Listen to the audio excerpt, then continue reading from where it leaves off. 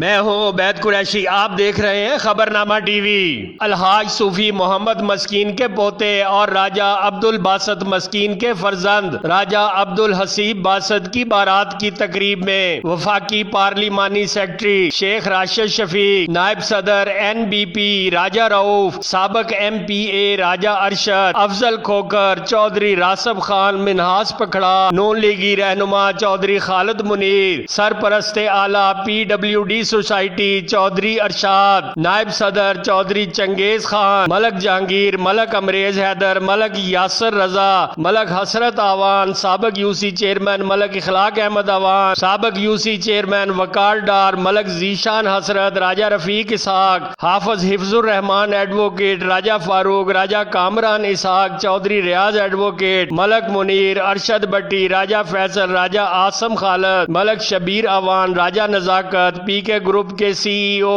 इमरान मानी, राजा जोहेब बशारत, राजा जिब्रान तारक, राजा जुल्फकार, नईम फाजिल, राजा तैयब अली, चौधरी इमरान मजहर, राजा वकास, राजा दानिश, राजा अवैस, राजा नवीद,